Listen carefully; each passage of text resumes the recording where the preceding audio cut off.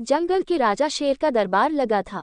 हर महीने की पूर्णमासी को जंगल में शेर अपना दरबार लगाता था। इस दिन जंगल के सारे निवासी पशु पक्षी उपवास रखते थे। शेर भी उपवास रखता था। कोई जानवर किसी दूसरे जानवर को मारकर नहीं खाता था। दूर दूर से सारे पशु पक्षी दरबार में शामिल होने के लिए आते थे। इस बार जब दरबार लगा तो शहर से आई हुई एक चिड़िया ने चहचहाते हुए कहा, महाराज, मैं आपको एक खुशखबरी सुनाना चाहती हूँ। स्वागत है, शेर ने कहा। महाराज, आजकल मनुष्य आपस में ही लड़ मर कर खत्म होते जा रहे हैं। उनकी आबादी घट रही है। शेर आग बबूला हो गया। इसमें नई बात कौन सी है?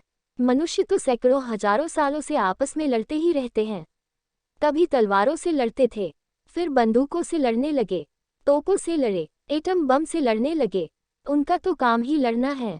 जंगली हम कहलाते हैं, मगर हमसे महाजंगली तो यह शहर में रहने वाले इंसान हैं। उद्धरण चिन्ह। नहीं महाराज, मैं उस लड़ाई की बात नहीं कर रही हूँ, चिड़िया बोली।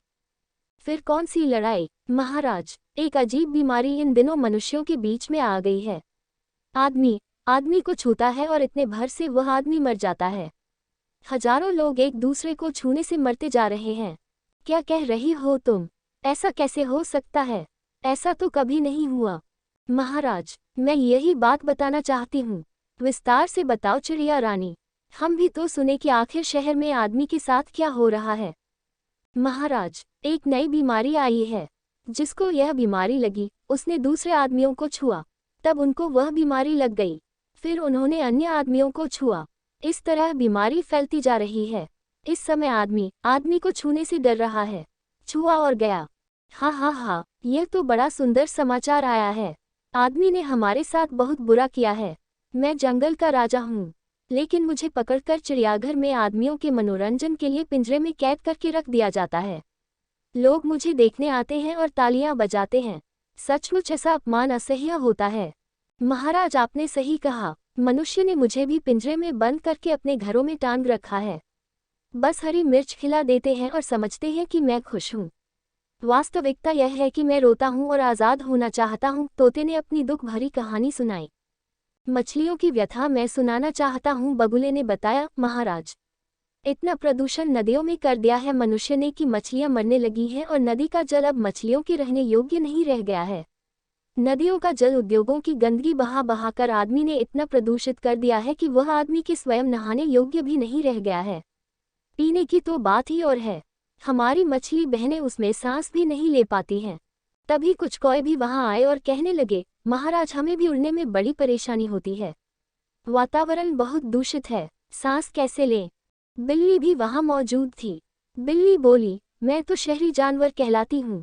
मेरा तो मनुष्यों के घरों में रोजाना आना जाना रहता है, लेकिन जब से मनुष्यों को बीमारी लगी है, मुझे बड़ी खुशी हो रही है। कम से कम अब चैन की सांस तो ले पाती हूँ। चील ने कहा, महाराज, मैंने अपने जीवन में पहली बार हवा को इतना शुद्ध महसूस किया है। मैं तो आसमान में बहुत ऊपर तक उड़ती हूँ, लेकिन कभी भी इतनी साफ हवा मैंने महसूस नहीं की। शेर ने सबकी बातें सुनी और कहा कि इस खुशी के अवसर पर मैं एक प्रस्ताव रखना चाहता हूँ। आज मनुष्य जाति आपस में ही एक दूसरे को छू छू कर मौत के घाट उतार रही है। अतः मनुष्य जाति समाप्ति की ओर अग्रसर है। प्रकृति के लिए यह एक सुखदायी समाचार है। इससे नदियाँ, पहाड़, पर्यावरण और सारे पशु पक्षियों को नया जीवन मिलेगा। संपूर्ण धरती जंगलों में बदल जाएगी तथा एक नया आनंदमय युग का प्रारंभ होगा। हम मनुष्य जाति के नष्ट होने की कामना करते हैं। इसके बाद शेर ने सबकी राय ली तो सबने जोर से तालियां बजाकर प्रस्ताव का समर्थन किया। शेर ने प्रस्ताव के पक्ष में अपना हस्ताक्षर अंकित किया, लेकिन उसी समय कबूतर आगे बढ़कर उस कागज को अपनी चोंच में दबाकर आसमान में उड़ गया। शेर गुर्राया बोला, यह तुमने क्या किया? उद्धरण चिन्ह। कबूतर बोला, मैं मनुष्य को उसकी करनी के बारे में सचेत करने जा रहा हूँ।